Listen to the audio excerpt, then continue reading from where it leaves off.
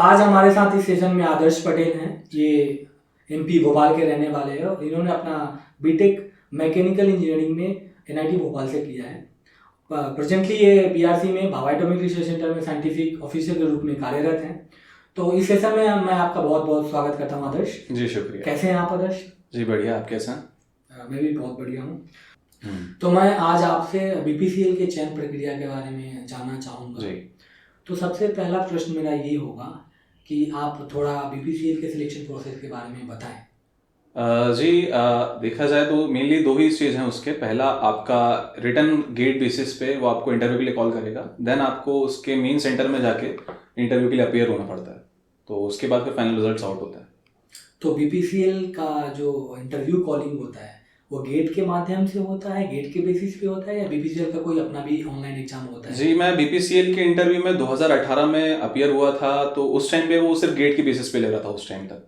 लेकिन पिछले 2 सालों में कुछ चेंजेस हुए हैं पॉलिसीज में, तो अभी शायद अब हो सकता है कि आने वाले वर्षों में वो अपना खुद का एग्जाम भी कराने लगे, पर फिलहाल अभी तक तो गेट की बेसिस पे ही था। तो एक क्वेश्चन मैं यहाँ पे और पूछना चाहूँगा जी कि कितने रैंक तक जो गेट में रैंक्स होती है, कितने रैंक तक बीपीसीएल इंटरव्यू के लिए कॉल करता है? बाकी पीएसयू से कंपैरिजन में, जो कि महारत्न है और बीपीसीएल भी उस पे महारत्न ही था, तो उसमें जनरल कैटेगरी में लगभग 1500 रैंक तक कॉल्स गए थे इंटरव्यू के लिए। ओके, तो आप ये बताइए हमें कि इंटरव्यू और फाइनल सिलेक्शन, जितने लोगों को इंटरव्यू के लिए कॉल करते हैं और फाइनल सिलेक्शन, उसका अनुपात क्या है? जी, लगभग 1:10 से 1:15-20 तक रेशियो वेरी करता है, तो डिपेंड्स, इस रेंज में ही वेरी करता है। मतलब अगर 20 लोगों को बुलाते हैं तो एक का चयन होगा, एक चयन होता है फाइनली। हाँ, मतलब 10 से 20 में से एक बंदे का चयन होता है फाइनली। तो मैं आपसे अब ये जानना चाहूँगा कि इंटरव्यू में कॉल आने के बाद बीपीसीएल का आगे का जो प्रोसेस होता है सिलेक्शन का, इसके बारे में थोड़ा विस्तार से बताइए हमें। जी, तो एक बार जब आपको कॉल आएगा बीपीसीएल से, तो कॉल आने और आपके अपीयर होने के बीच में लगभग 1 महीने का गैप रहता है, कुछ 15 से दिन से लेकर 1 महीने तक कुछ। तो मोस्टली अगर आप फाइनल ईयर में हैं तो उस टाइम आप फाइनल सेमेस्टर दे रहे होंगे अपना, मार्च अप्रैल अराउंड उसका इंटरव्यू डेट फिक्स होती है, मार्च एंड लगभग। तो उसके लिए आपको मेन सेंटर बुलाया जाता है मुंबई। आपको ऑप्शंस दिए जाते हैं, तो आप उसमें ऑप्टिंग करते हैं कि आपको कहाँ जाना है, प्रेफरेंस कहाँ है। तो मैंने तो मुंबई लिया था, तो मुंबई आपका उनका रीजनल हेड ऑफिस है। तो वहाँ पे फिर आप जब जाते हैं तो पर डे उनके कुछ फिक्स कैंडिडेट्स हैं। तो जैसे मेरे केस में मैकेनिकल में करीब लगभग 200 बच्चे आते हैं एक दिन में। तो उस दिन 200 बच्चे आए थे जो अपीयर हुए थे उस पर्टिकुलर दिन में। तो उसमें से फिर आपका 3 स्टेजेस में वो मेनली डिवाइडेड है। तो पहला आपका जीडी होता है, उसके बाद आप जब जीडी क्लियर करते हैं, वो एक एलिमिनेशन राउंड है। जब आप जीडी क्लियर करेंगे फिर आप अगले राउंड में जाएंगे, technical interview, then technical again elimination है, और फिर नेक्स्ट डे आपका फिर एचआर होता है अगर आप टेक्निकल भी क्लियर कर गए। तो ये 3 राउंड्स हैं जिससे आपका फाइनल सिलेक्शन डिसाइड होता है। अभी जो देख रहे हैं हमारे व्यूअर्स, मैं आपसे उनके फ़ायदे के लिए पूछना चाहूँगा कि जीडी जो होता है, क्योंकि जीडी भी आपने एलिमिनेशन राउंड बोला जी, और टेक्निकल इंटरव्यू एलिमिनेशन है, तो काफ़ी इंपॉर्टेंट हो जाता है। तो जीडी की तैयारी कैसे करें? जीडी में बहुत सारी बातें होती है, टेक्निकलिटीज़ हैं जीडी में, तो उसको कैसे कवर करना चाहिए, कृपया आप हमें बताएं। तो ऐसा जीडी हर जगह प्राइमरी राउंड ही होता है, लेकिन उसका महत्व बहुत ज़्यादा होता है, क्योंकि वही आपका एक फर्स्ट इंप्रेशन टाइप क्रिएट कर देता है, क्योंकि जो जीडी पैनल में है वही मोस्टली चांसेस हैं कि वही आपका टेक्निकल इंटरव्यू भी लेंगे। तो अब ऐसा होता है कि आपको जीडी में, जैसे बीपीसीएल केस में, उस केस में लगभग 15 बच्चे बैठते हैं एक राउंड टेबल पे, और 15 में से फाइनली 4 सिलेक्ट होते हैं, 3 to 4 मैक्सिमम। तो और पर पैनल पर सिटिंग बेसिकली एक राउंड में आपको 15 बच्चों के लिए सिर्फ 8 मिनट्स दिए जाते हैं बोलने के लिए। तो पर हेड अगर आप काउंट करें तो आपके पास लेस देन 1 मिनट होता है बोलने के लिए। तो उसमें आपको अपनी बात रखनी है। और मोस्ट ऑफ द जीडीज में क्या होता है कि ये जो जीडी आप जो जीडी ले रहा है उसका ये होता है कि हर बच्चा बोले। तो अगर आप भी बैठे हैं तो आप ये कोशिश करें कि सारे जो आपके साथ बैठे हैं सबको बोलना ही पड़ेगा। तो उस हिसाब से भी देखा जाए तो आपके पास टाइम लेस देन 1 मिनट है। तो आपको अपना पॉइंट रखना है विद इन 30 to 40 सेकेंड्स के विंडो में, और इस तरह से रखना है कि पैनल और बाकी आपके जो कंटेस्टेंट्स हैं वो भी सुने अच्छे से। तो उसके लिए 2-4 चीज़ें जो आगे बहुत मायने रखती हैं। पहला तो ये जीडी जनरली पीएसयूज में 2 टाइप में टॉपिक मिलता है, या तो आपको कुछ जनरल नॉलेज है, करंट अफेयर्स इस चीज़ पे होगा, जैसे कोई योजना जो अभी आ रही हैं इस पे, या फिर दूसरा होता है केस स्टडी। तो इन BPCL केस में तो केस स्टडी ही देते हैं कई वर्षों से। तो उसमें आपको एक सिमुलेटेड केस दिया जाएगा कि ऐसा ऐसा है, एक कंपनी है, इसके पास एक ग्राहक आया, काइंड ऑफ दिस, एक सिचुएशन क्रिएट करेंगे। उसके बेसिस पे फिर कुछ बोलेंगे कि अगर मुझे ऐसा आउटकम चाहिए तो मैं क्या क्या करूँ। तो एक सिनेरियो बनाएंगे हाइपोथेटिकल। तो फिर आपको कुछ टाइम दिया जाएगा, लगभग 5 मिनट, कि आपने सुन लिया है केस, अब आप अपने पेन कॉपी में इसको नोट कर लीजिए कि आप क्या सोचते हैं इस बारे में। फिर 5 मिनट बाद करीब चालू हो जाता है आपका डिस्कशन। तो बेटर है, अच्छा हमेशा कहा जाता है कि जीडी अगर आप ओपन कर पा रहे हैं तो बहुत अच्छी बात है, opening closing is considered good. तो लेकिन अगर आप ओपन नहीं कर पाए, क्योंकि जीडीएस में हमेशा होता है कि कोई लाउड वॉइस में आपसे पहले ओवरटेक कर जाता है, तो निराश होने की जरूरत नहीं है। अगर आपका पॉइंट वैलिड है और अच्छा है तो उसका बाद में आराम से अच्छे से प्लेस कर सकते हैं, आपको इतना पैनिक होने की जरूरत नहीं किसी के लिए। तो गिवन सेकंड थिंग कि अपने पास टाइम बहुत कम है, तो आपको 30-40 सेकंड में आप 1-2 पॉइंट ही रख पाएंगे। तो आप वो पॉइंट ऐसी जगह रखें कि उसको सब सुन पाए, ये बहुत इंपॉर्टेंट है। ऐसा ना हो कि जब इतने सारे लोग बोल रहे हो तो आपकी आवाज वहां पे दब जाए। तो जो जनरली मैं एक टेक्निक यूज करता हूँ कि एक जब कोई क्लियरिटी से बोल रहा हो, तो जब वो टोन खत्म कर रहा होता है तो जस्ट उसे खत्म होने से पहले उसको एकदम एंड मत होने चाहिए। जब वो आखिरी नोट पे होए तो उस टाइम पे अपनी आवाज उठाइए, क्योंकि अगर आपने उसको खत्म होने दिया तो कोई ना कोई पक्का बोलेगा। तो उस पॉइंट पे एक बार लाउड वॉइस में चालू करिए और फिर नॉर्मल वॉइस में आ जाइए। थोड़ा स्टार्टिंग आप लाउड रखिए तो कि आपका एक अटेंशन आता है, बाकी फिर एक बार नॉर्मल वॉइस में आप नॉर्मल फिर उसको कंटेन करिए और अपना पॉइंट क्लियरिटी के साथ रखिए। और इस दौरान एक चीज बहुत जो इंपॉर्टेंट है वो कि इन इंटरव्यूज में, स्पेशली PSUs में, ये आपकी पर्सनालिटी को काफी ज्यादा जज करते हैं। तो जब आप बैठे होंगे तो ऐसा नहीं कि सिर्फ टेक्निकल बंदे हो, आपके सामने HR भी बैठा होगा जिसका रोल यही होता है कि आपकी पर्सनालिटी को जज करे। तो आपका पोस्चर, आप कैसे बोल रहे हैं, आपके हैंड मूवमेंट्स, प्लस आपकी आवाज में कितना कॉन्फिडेंस है, तो ये बहुत मायने रखता है। तो जब आप बोलें तो 30 सेकंड है, पर वो 30 सेकंड आपके और आपको पूरा कॉन्फिडेंस से बोलना है जब तक कि आवाज कन्वे ना हो जाए। मेरे केस में मैंने सिर्फ पूरे जीडी में एक ही डायलॉग बोला 30 सेकंड तक, क्योंकि उसके बाद टाइम नहीं बचा। उसके बाद फिर जो अपना आपका जीडी ले रहा है वो खुद बोलेगा कि अब आप बोलिए, आपने नहीं बोला, आप बोलिए, आपने नहीं बोला। तो जो नहीं बोल पाए उनके लिए टाइम नहीं है, तो फिर आप तो दोबारा कहीं बोल पाएंगे। तो ये एक चीज़ बहुत इंपॉर्टेंट है, तो इसका ध्यान रखें। तो जीडीएस में यही है। और एक चीज़ और है, सच इट इज़ नॉट ऐसा कंपलसरी नहीं है कि आपको इंग्लिश में बोलना है, पर इट्स बेटर कि मार्केट डिमांड है तो ऐसा उनको भी एक्चुअली उनका भी एक डिमांड रिक्वायरमेंट है कि काइंड ऑफ इंग्लिश में आप थोड़े अच्छा ग्रास्प हो आपकी। पर अगर आप कंफर्टेबल नहीं है तो you can mix Hindi with it, तो हिंदी इंग्लिश का एक मिक्सचर चलेगा, दैट्स नॉट एन इशू। बहुत बहुत शुक्रिया, आपने बहुत विस्तार से कवर किया जीडी के बारे में। तो अभी मैं आपसे पूछना चाहूँगा, जीडी के बाद टेक्निकल राउंड होता है जी। तो टेक्निकल राउंड में मैं एक सवाल और पूछना चाहूँगा, जैसे जीडी में जितने बच्चों का सिलेक्शन हो, कितने लोग एलिमिनेट होते हैं उसमें? जी, एक्सेस BPCL केस में सबसे ज़्यादा एलिमिनेशन जीडी में ही है, तो ऑलमोस्ट मोर देन 50%, बिकॉज 15 में से 4 सिलेक्ट हो रहे हैं, तो अराउंड 70% एलिमिनेशन फर्स्ट राउंड में हो जाता है। और एलिमिनेशन आप एक बार बाहर तो फिर आप एग्जिट कर गए, आप कंपटीशन में नहीं है। ठीक है, फिर टेक्निकल राउंड में आने के बाद कैसे प्रोसेस होता है उसका, कैसा इंटरव्यू होता है? और मैं चाहता हूँ कि क्योंकि जो भी बच्चे हमारे देख रहे हैं, जो भी व्यूअर्स हैं, टेक्निकल राउंड में क्या क्या इंपॉर्टेंट है, और एक ये भी बताइए कि कौन से टॉपिक्स कवर करने चाहिए, कौन सा जनरली पूछते हैं वो क्वेश्चन, कौन सा इंपॉर्टेंट टॉपिक है? ओके, तो ठीक है, जो इसमें इंपॉर्टेंट आपको जो पहला सवाल है कौन से टॉपिक्स इंपॉर्टेंट है, ये आपका मेनली डिपेंड करता है आप किस कंपनी में अपियर हो रहे हो।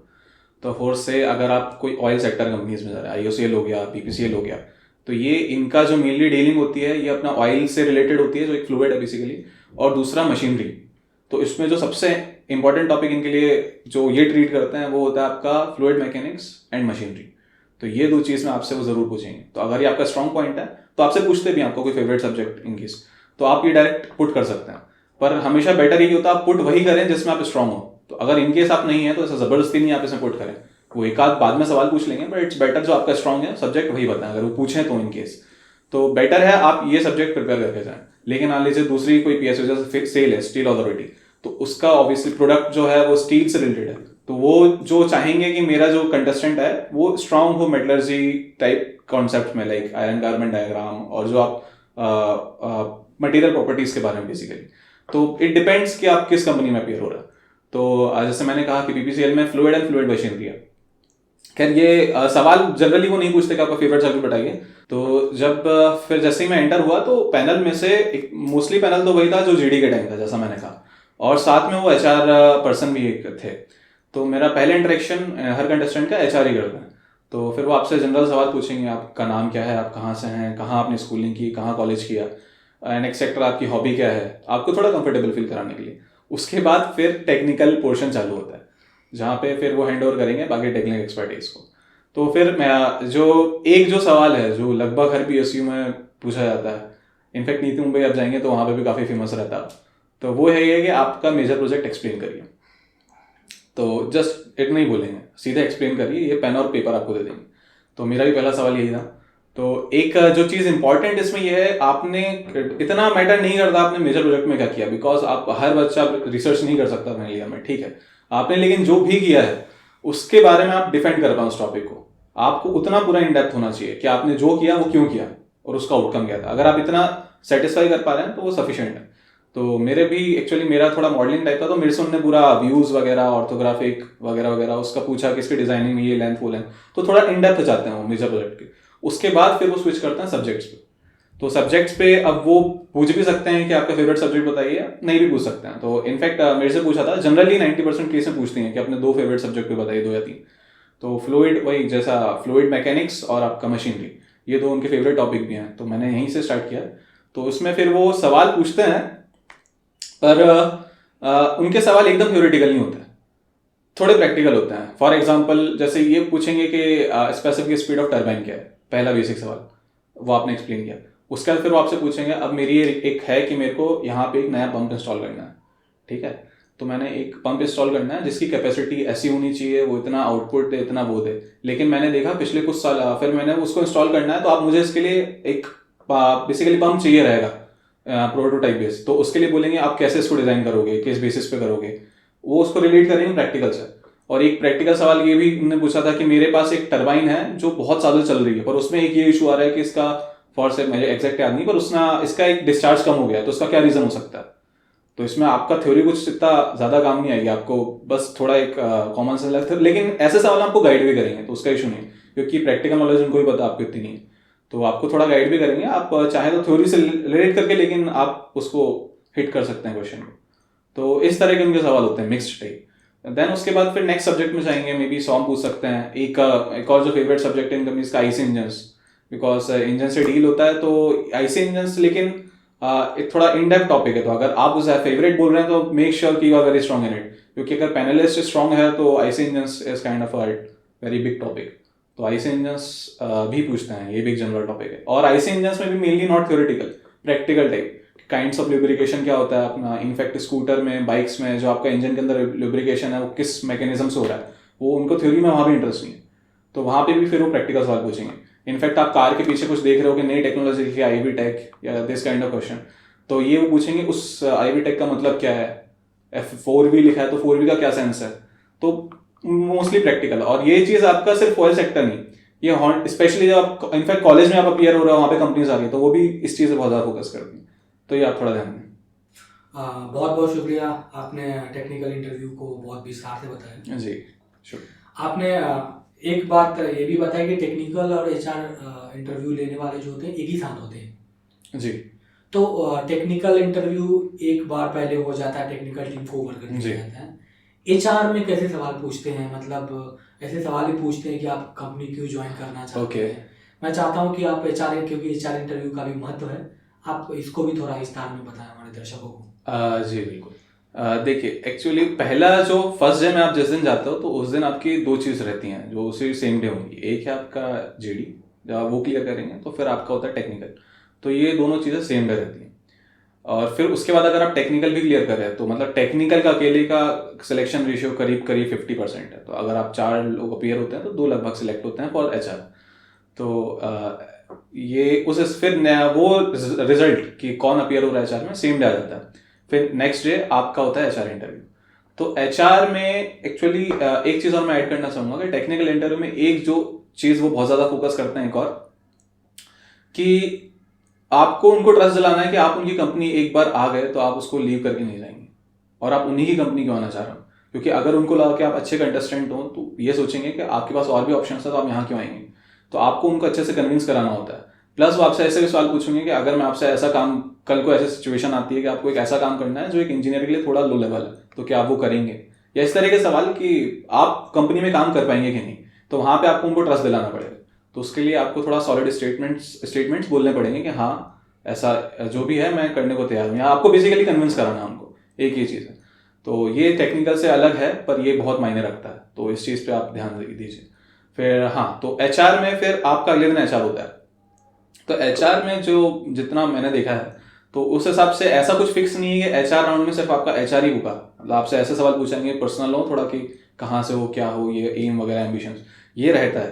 पर इट डिपेंड्स, टेक्निकल भी पूछ सकते हैं, और कितना टेक्निकल पूछेंगे ये भी फिक्स नहीं है। हो सकता है आपका पूरा HR राउंड टेक्निकल हो, क्योंकि HR राउंड में जो आपका इंटरव्यू ले रहा है वो BPCL की बहुत सीनियर एम्प्लॉयज होते हैं, लगभग रिटायरमेंट एज पे ही होते हैं, वो 58 अराउंड उनकी एज रहती है। तो उनको प्रैक्टिकल नॉलेज बहुत ज़्यादा है, थ्योरी उनने भी नहीं पढ़ी काफ़ी टाइम से। तो उनको अगर वो टेक्निकल सवाल पूछेंगे तो 100% प्रैक्टिकल सवाल होगा, उसमें थ्योरी बहुत कम होगी। और सेकेंड थिंग कि HR अगर वो पूछते हैं तो वो बेसिक सवाल रहते हैं, आप उसका आसानी से आंसर दे सकते हैं, इट्स नॉट एन इशू। जैसे कुछ मेरे दोस्त हैं वो ऐसे गए, तो उनसे सिर्फ ये पूछा कि आप कहाँ से हैं, आपके घर में खेती कितनी है, आपके पास कितनी खेती है, 1 हेक्टेयर में कितने मीटर स्क्वायर होते हैं, तो आपके पास कितनी है, तो मतलब ऐसे जनरल जो उस टाइम पे बातें हुई।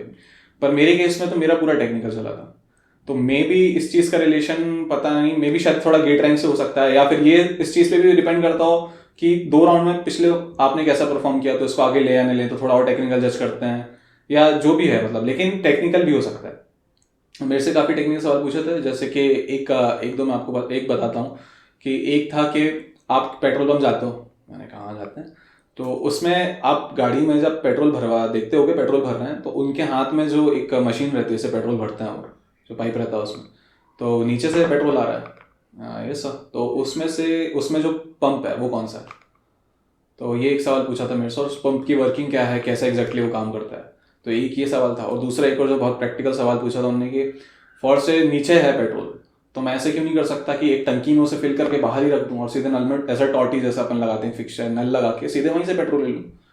तो इसका फिर आपको दोनों, तो उसको आपको दोनों कंसर्न बताने होंगे, टेक्निकल एस्पेक्ट्स क्या हो सकते हैं, सेफ्टी एस्पेक्ट्स क्या हो सकते हैं, तो आपको दोनों एक्सप्लेन करना पड़ेगा। फिर देन एक और जो सवाल पूछा था वो इसी चीज़ पे, मतलब बेसिकली एक पेट्रोल पंप को उन्होंने पकड़ लिया और उसी पे सारे सवाल पूछ रहे थे।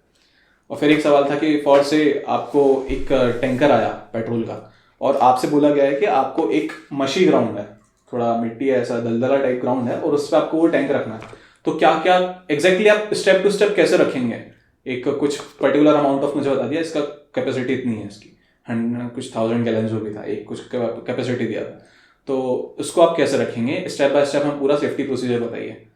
तो इस तरह के सवाल पूछे जाते हैं। तो यही है, आप तो मिक्स रहेगा टेक्निकल प्लस HR, तो आपको उसका जवाब देना उस हिसाब से। बहुत बहुत शुक्रिया आदर्श आपका, आपने हर एक पॉइंट को बहुत विस्तार से और बहुत अच्छे ढंग से बताया है हमारे दर्शकों को जी। तो अंत में मैं आपसे जानना चाहूँगा कि क्या आप हमारे स्टूडेंट्स को कुछ बोलना चाहेंगे, अंत में कुछ बोलना चाहते हैं तो बोल सकते हैं। जी, बस यही बोलना चाहूँगा कि हर एग्ज़ाम का पहला जो है रिटर्न, तो उसका अच्छे से तैयारी करें, गेट की अच्छे से तैयारी करें। देन सेकंड, जब आप इंटरव्यू के लिए कर रहे हैं तो बेसिक्स प्लस सब्जेक्ट कौन सा आप पिक कर रहे हैं उस पर ध्यान दीजिए। और एक और चीज़ है लास्ट, वो बहुत इंपॉर्टेंट है, पर्सनैलिटी। तो इन चीज़ों पे आज ध्यान दीजिए, ज़रूर आपको सक्सेस मिलेगी। और बाकी मैंने काफ़ी कोशिश की है कि जितना हो सके मैं कवर कर सकूं, क्या क्या मैं बता सकता हूं इतने मिनट्स में। बट स्टिल अगर आपको कोई भी समस्या है तो आप कमेंट सेक्शन में बताइए, हम ज़रूर आपको रीच करेंगे। सो जस्ट लगे रहिए और बेस्ट ऑफ लक। आदर्श बहुत बहुत शुक्रिया एक बार फिर से इस सेशन में आने के लिए और हमारे साथ जुड़ने के लिए, हमारे प्रश्नों का उत्तर देने के लिए। मैं आपके मंगल भविष्य की कामना करता हूँ और आपका फ्यूचर ब्राइट हो, यही कामना करता हूँ। जी शुक्रिया।